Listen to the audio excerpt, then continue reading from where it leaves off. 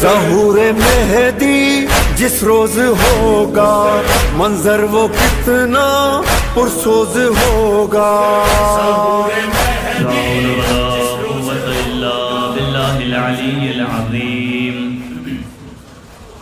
اعوذ باللہ من الشیطان اللعین الرجیم. بسم اللہ الرحمن الرحیم. الحمد للہ رب العالمین والصلاة والسلام على اشرف الانبیاء والمرسلین سیدنا و نبینا و شفیع ذنوبنا و حبیب قلوبنا و طبیب نفوسنا مولانا بالقاسم محمد وآلہ الطیبین الطاہرین المعصومین ولعنت اللہ علی اعدائهم اجمعین. اما بعد فقد قال الله تبارك وتعالى وقوله الحق. بسم الله الرحمن الرحيم. لقد كرمنا بني آدم وحملناهم في البر والبحر ورزقناهم من الطيبات وفضلناهم على كثير ممن خلقنا تفضيلا. صلى الله على محمد وآل محمد.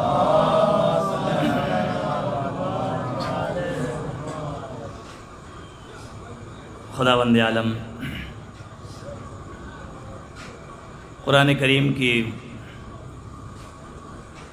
اس آیت میں ارشاد فرما رہا ہے لقد کرمنا بنی آدم، ہم نے آدم کی اولاد کو عزت قرار دیا. وحملناہم فی البر والبحر، اور ہم نے آدم کی اولاد کو فرش زمین کی وسعتوں اور سمندر کی گہرائیوں میں پہنچایا. ورزقناہم من الطیبات، اور ہم نے انسانوں کو زندہ رکھنے کے لیے انہیں پاک و پاکیزہ رزق دیا.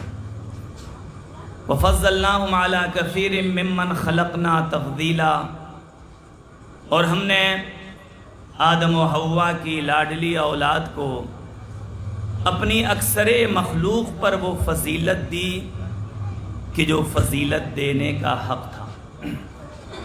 خداوند عالم قرآن کریم کی اس آیت میں انسان کے اشرف مخلوقات ہونے کا اعلان کر رہا ہے.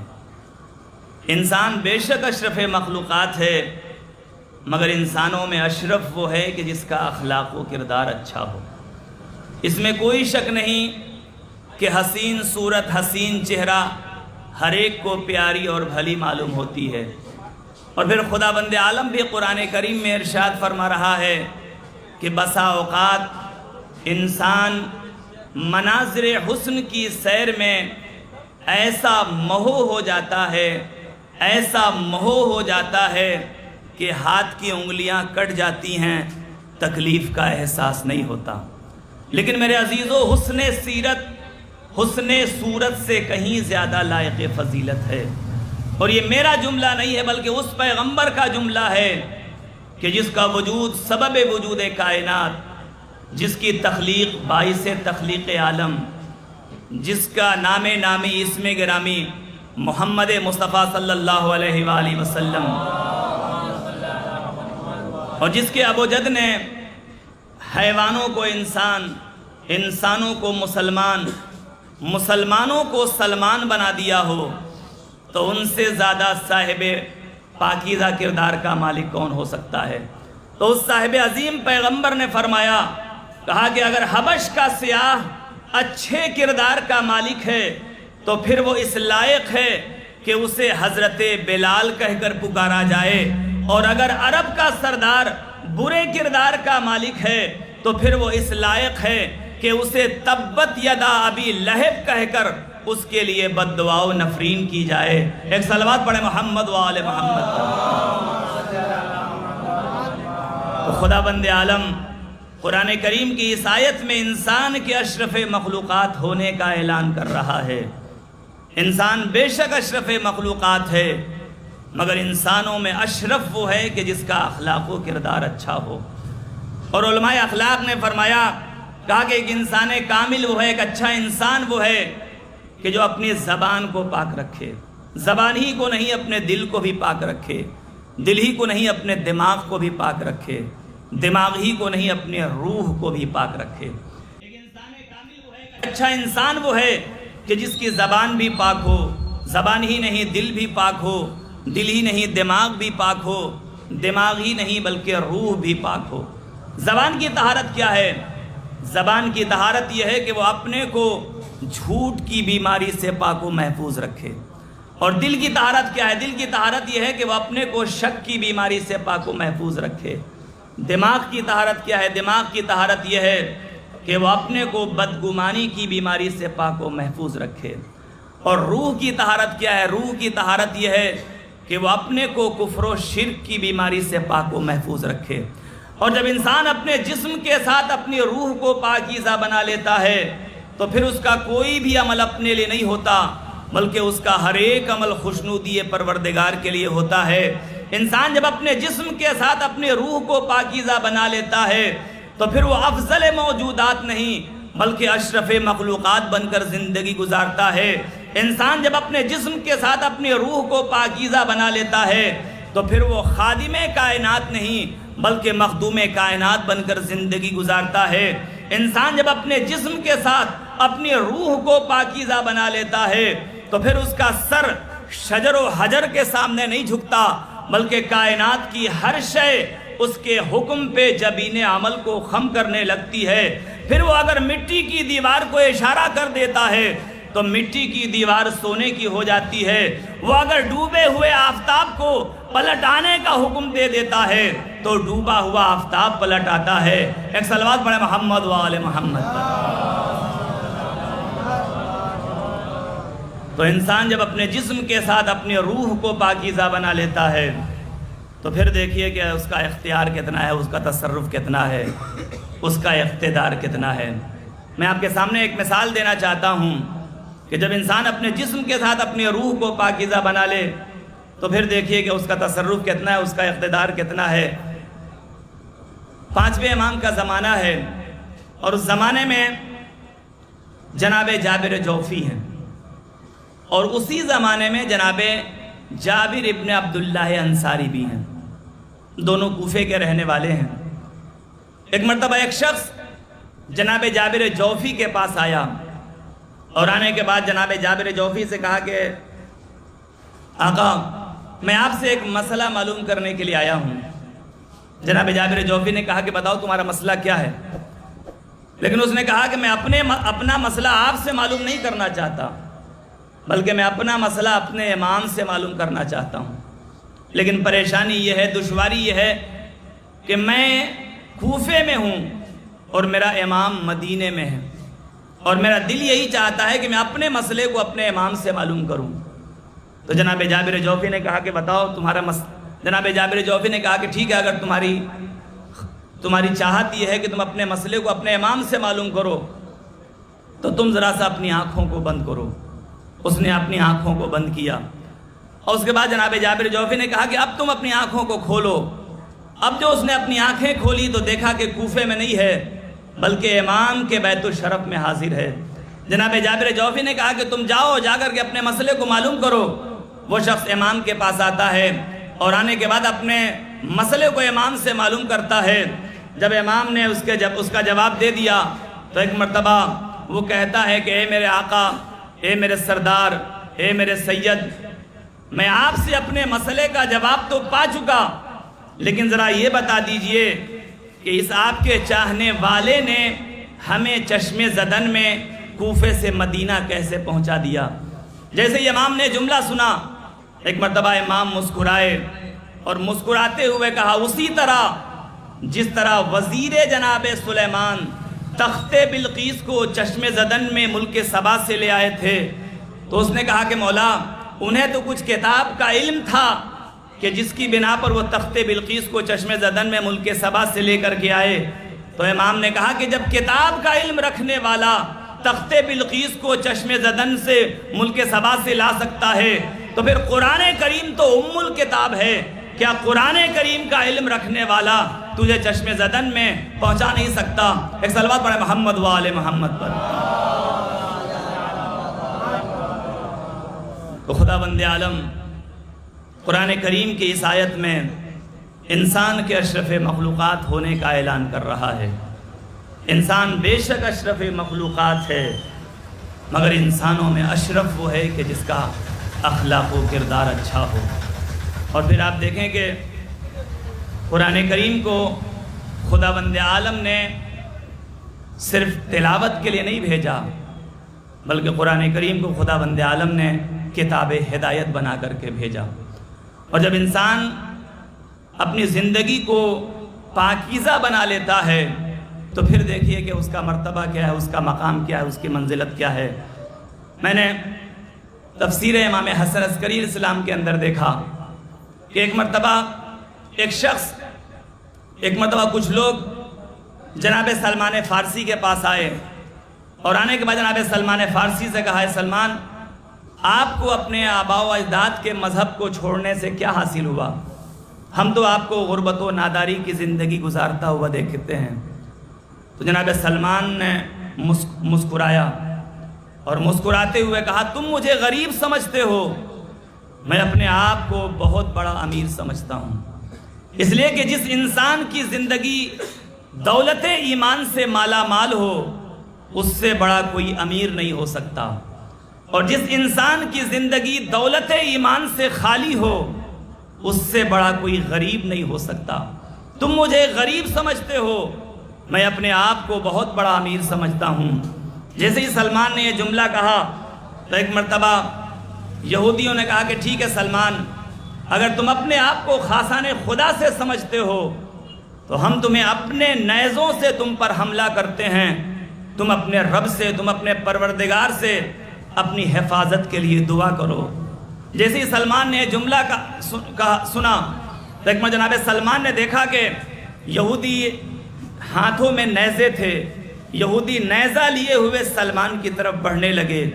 جناب سلمان نے بارگاہ الہی میں دعا کی کہ پالنے والے تو میری محافظت فرما آل پاک کے صدقے میں. جیسے ہی جناب سلمان نے دعا کی ایک مرتبہ جناب سلمان فارسی نے دیکھا کہ جن یہودی ہاتھوں میں نیزے تھے وہ نیزے سانپوں میں تبدیل ہونا شروع ہوئے، اور یہودیوں نے دیکھا، تماشائیوں نے دیکھا کہ ان سانپوں کو ان یہودیوں کے اوپر حملہ کرتے ہوئے دیکھا. یہودی زمین پہ گرے. ادھر مسجد میں نبی نے اپنے اصحاب کو بلایا اور بلانے کے بعد کہا، اے میرے اصحاب، آج اللہ نے سلمان کے لیے نیزوں کو اسی طرح اژدہا بنا دیا جس طرح موسیٰ کے لیے ان کے عصا کو اژدہا بنا دیا تھا.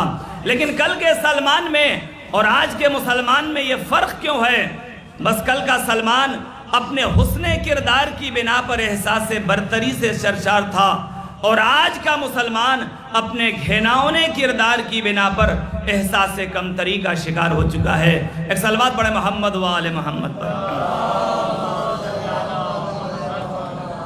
تو خداوند عالم قرآن کریم کی اس آیت میں انسان کے اشرف مخلوقات ہونے کا اعلان کر رہا ہے. ایک اور صلوات پڑھیں محمد و آل محمد پر. اور جیسا کہ قرآن کریم کے شروع میں خداوند عالم نے ارشاد فرمایا، الف لام میم ذالک الکتاب لا ریب فیہ ھدی للمتقین، یہ کتاب متقین کی ہدایت کے لیے ہے. معلوم کرنے والے نے معلوم کیا مولا متقی کسے کہتے ہیں، متقی کی پہچان کیا ہے، متقی کی شناخت کیا ہے. تو امام نے ایک لفظ میں متقی کی تعریف کی. امام نے کہا کہ دیکھو متقی وہ شخص ہے کہ جس شہر میں رہتا ہو، جس جگہ پہ رہتا ہو، جب وہ اپنے گھر سے نکلے تو کسی کے سامنے اس کو شرمندہ نہ ہونا پڑے. امام نے کہا کہ وہ شخص متقی ہے. تو عزیزان گرامی، جب متقی کا کردار اتنا پاکیزہ ہے تو پھر سوچیں جو امام المتقین ہوگا اس کا کیا عالم ہوگا. ایک صلوات پڑھیں محمد و آل محمد پر.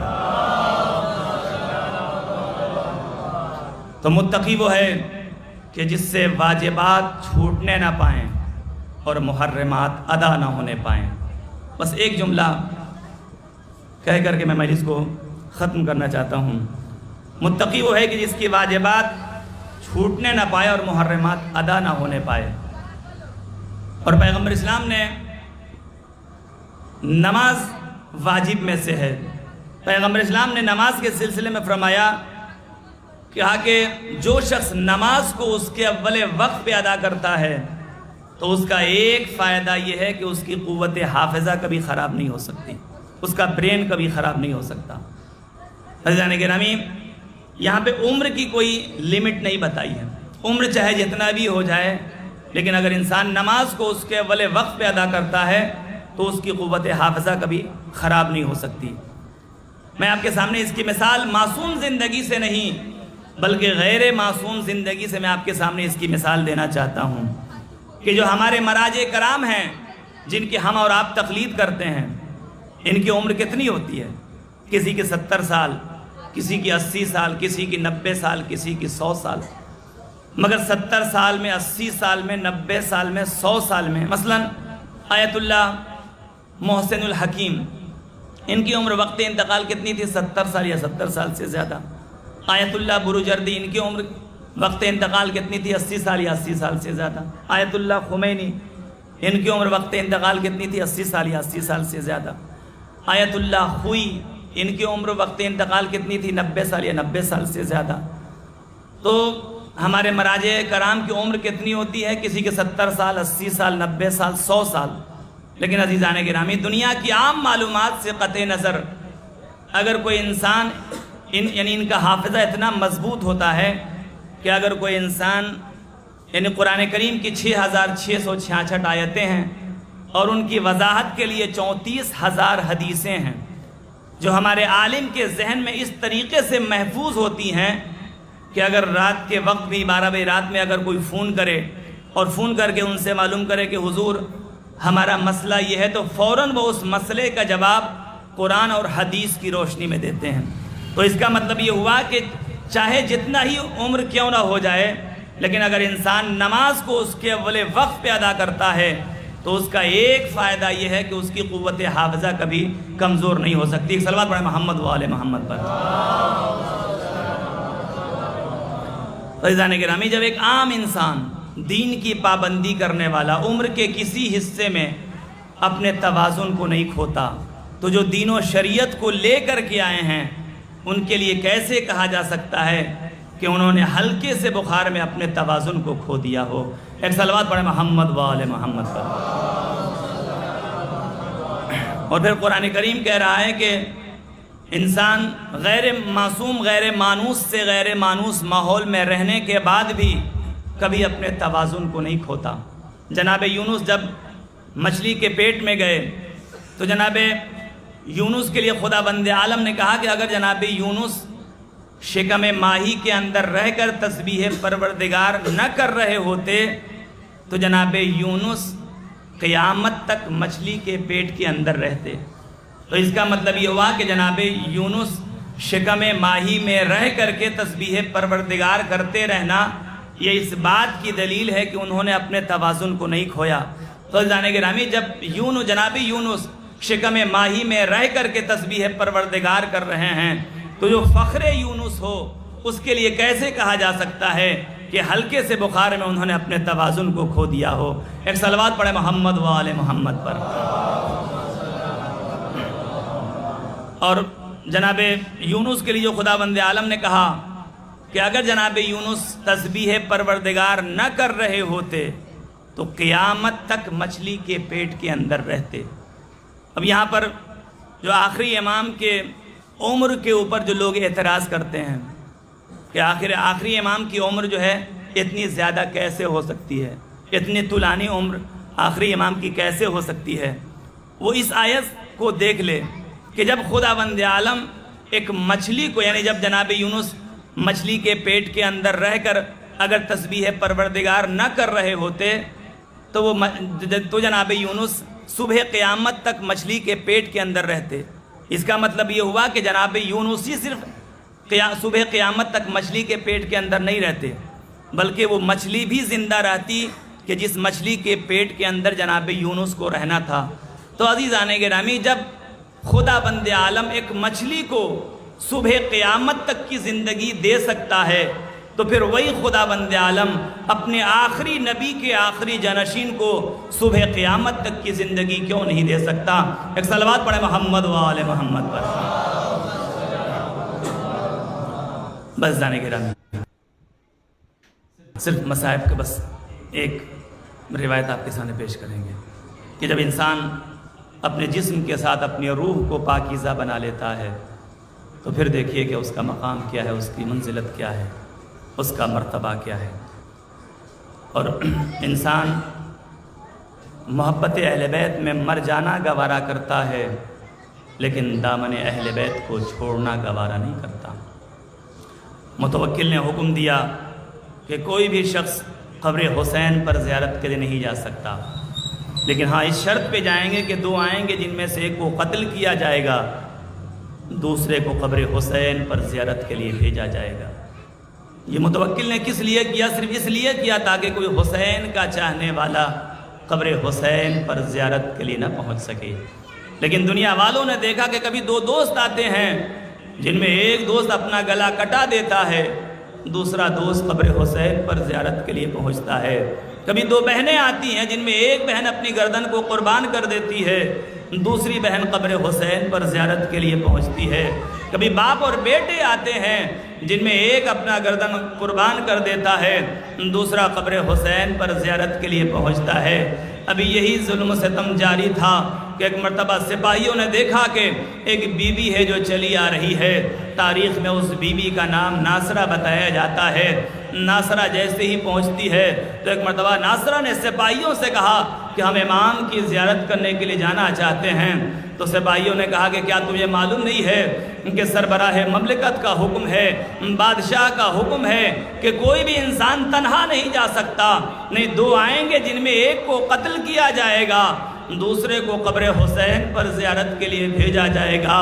جیسے ہی ناصرہ نے جملہ سنا تو ایک مرتبہ ناصرہ نے کہا کہ ہاں سپاہیوں، میں جانتا ہوں، میں جانتی ہوں، اسی لیے میں اپنے ساتھ ایک چھوٹے سے بچے کو لے کر کے آئی ہوں، اس لیے کہ میرا سہاگ اجڑ چکا ہے، میرے شوہر کا انتقال ہو چکا ہے، اب میرے پاس اس بچے کے علاوہ اور کچھ نہیں ہے جو تیرے دین پر قربان کر سکوں۔ ایک مرتبہ جیسے ہی ناصرہ نے یہ جملہ کہا تو ایک مرتبہ ناصرہ سے سپاہیوں نے کہا کہ بتا، تو اپنا گلا پیش کرنا چاہتی ہے یا اپنے بچے کا گلا پیش کرنا چاہتی ہے؟ جیسے ہی ناصرہ نے جملہ سنا ایک مرتبہ ناصرہ نے اپنے بچے کی طرف دیکھا اور دیکھنے کے بعد کہا، اے میرے لال، کاش اگر تو اپنے پیروں سے چل کر کے قبر حسین پر زیارت کے لیے پہنچ سکتا تھا تو میں اپنا گلا کٹا دیتی، تجھے قبر حسین پر زیارت کے لیے بھیج دیتی، لیکن اے میرے لال تو اس لائق ہی نہیں ہے کہ تو اپنے پیروں سے چل کر کے قبر حسین پر زیارت کے لیے پہنچ سکے، لہٰذا اے میرے لال تو میرے لیے راستہ پیدا کر۔ جیسے ہی ناصرہ نے جملہ کہا ایک مرتبہ تلوار چلتی ہے، بچہ ماں کی آغوش میں قتل کر دیا جاتا ہے، ادھر ناصرہ جاتی ہے امام کے روضے پہ زیارت کرتی ہے، اور جب زیارت کرنے کے بعد پلٹنے لگی تو ایک مرتبہ ناصرہ نے کہا، اے مولا، جب آئی تھی تو گودی آباد تھی، لیکن جب جا رہی ہوں تو گودی خالی ہو چکی ہے۔ میں کہوں گا اے ناصرہ، فرق ہے کربلا کے شہیدوں میں اور دوسرے شہیدوں میں۔ کربلا میں مرد نہیں بلکہ مائیں جب اپنے بچوں کو کربلا کے میدان میں بھیجتی تھیں تو یہ کہہ کر کے بھیجتی تھی کہ میرے لال، میدان میں جا تو رہے ہو لیکن زندہ واپس پلٹ کر کے نہ آنا۔ سیعلم الذین ظلموا ای منقلب ینقلبون۔ وآخر دعوانا الحمدللہ رب العالمین۔ پروردگارہ اس مختصر سی مجلس کو قبول فرما، پروردگارہ تو اجازت